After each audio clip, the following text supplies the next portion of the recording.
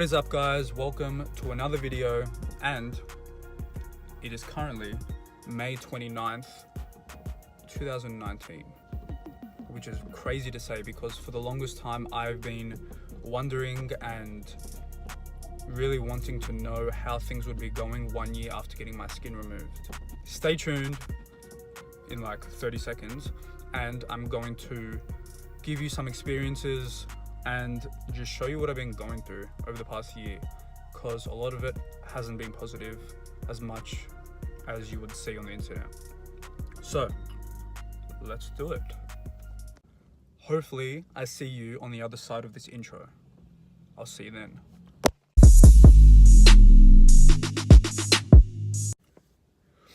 Alright, so I'm going to overlay things over this little talking in my car. So if you see things come up, they're going to be relevant to what I'm saying. So I have made a separate video going over my experiences, what happened, what went wrong in my opinion. So that will be in the description and right there if you want to go check it out. But what I mainly want to talk about in this video is my expectations to what I actually got out of spending $10,000 and getting 12 centimeters of skin removed. And if I was happy, what went wrong, what went good, I'll cover this. So the morning of surgery, as I explained in the other video, I was nervous, but I didn't really get nervous until like 30 seconds before I got put to sleep, which is probably a good thing. And then when I got home, I took so much drugs, ended up fainting, all this shit happened, which is in the other video, as I said.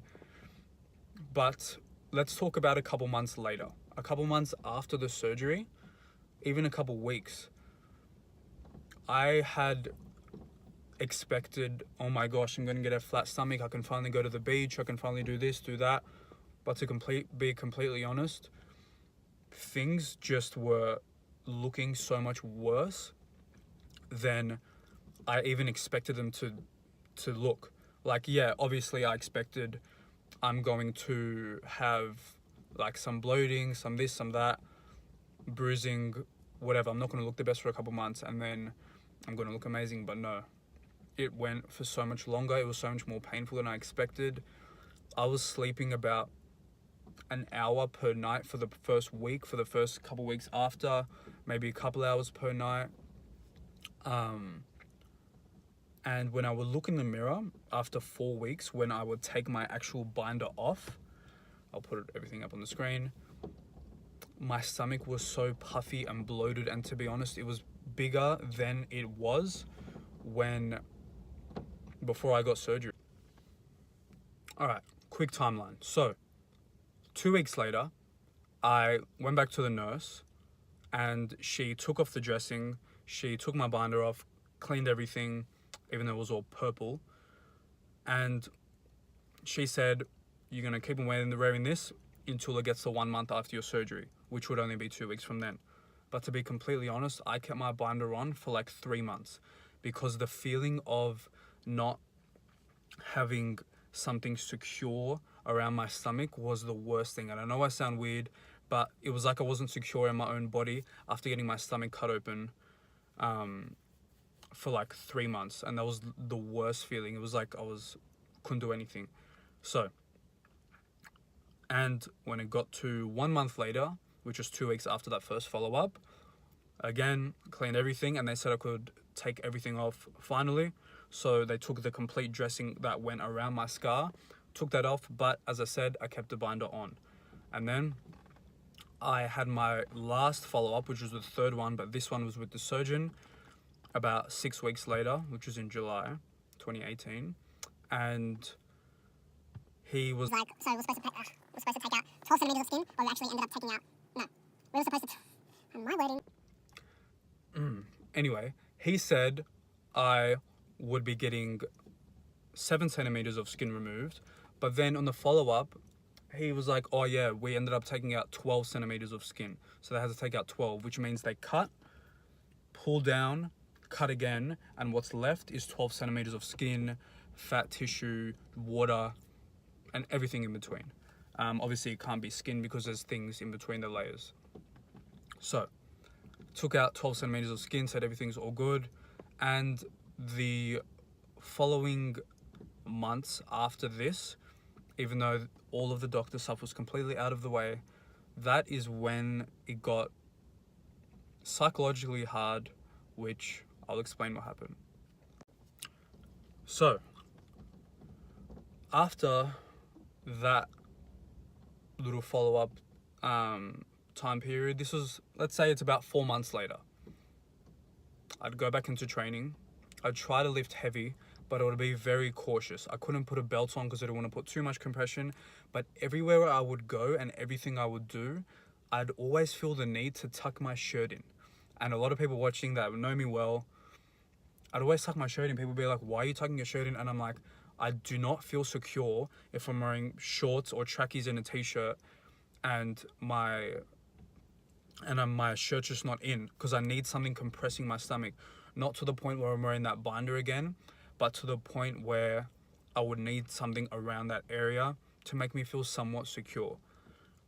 So my body composition completely changed. Like, I was eating so much less than when I was leaner. I'll show you a photo right now when I was really lean before I got my skin removed. And my body composition just changed so much. I put on so much fat, I lost so much muscle. And to be honest, I was eating less. So that just made me be like, oh, here we go. And every session in the gym, I was just so focused on getting back to where I was, but I was in too much of a calorie deficit, which was eating less than I was supposed to lose weight, but the muscle just wasn't there, which was really annoying. The 1 year mark, which is today, because I'm making this video.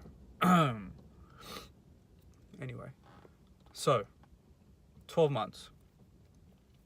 I am going to put pictures over here around me because after filming this clip, I'm going to show you. I'm going to reveal to you. The color of the scar has surprised me so much.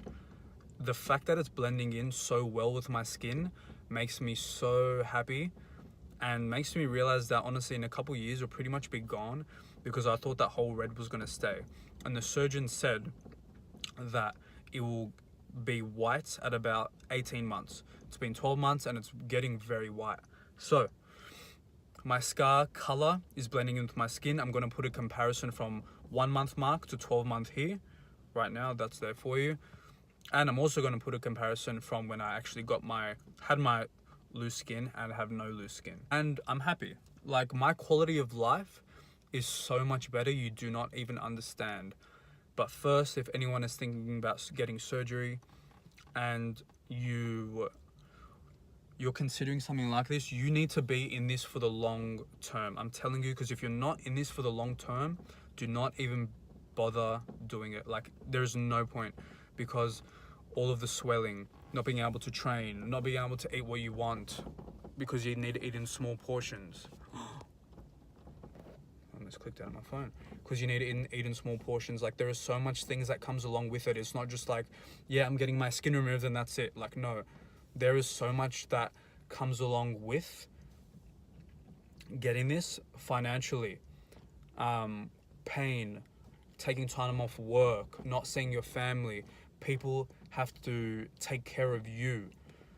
You need to take all of this into consideration, because if you don't, you're going to jump into this and you're going to be like, wow, I did not expect all of this. Like, what? Like, this is crazy. And most importantly, you need to find your why. Like, why am I doing this? What's your focus? For me, I want to be the best version of myself. And physically, that's a big part of that. So me getting 12 centimeters of skin removed is going to help me look the best that I can, which will carry over into all my aspects of life and just feel amazing and be productive and help the world be the best that they can. So honestly, for me to help as many people in the world as I can, including my family, my friend, relationships, whatever, I need to fix myself. And I feel like I come before, this does sound selfish, but I come before anyone that I'm trying to be with, that I'm trying to help, that any of that stuff, because when I become the best that I can be, then that's time for me to make you the best you can be and be with whoever I can and help my family and everyone around me. because once I become the best version of myself, which I think I'm coming along so well, then that is when everyone around me will be brought up, because you're being surrounded by someone who's been through shit, who's been through struggle, who's been through all that. So I got so deep at the end of that conversation, but that's what I'm going through. Every single thing that I've been saying, I have not written down. I've written nothing down. This is all coming from me. And people always say, James, your Instagram captions, you're this, you're that, the way you talk, you must write it down. I'm like, no, it's from this brain. Wow, I'm making it sound like it's so amazing, but it's not. I'm literally just, I go through things, and when I explain them, and when I want to tell you guys what I'm going through and what I want to do, and what I want you to do, it comes from me being compassionate and having sympathy towards everyone who wants to live a good life. So this background is looking so amazing. Why didn't I start the video like this? And there's a guy looking at me in his truck. What's up? All right, so thank you for watching. My friends are just like with me here on the side getting in their car, but I'm not gonna let that faze me.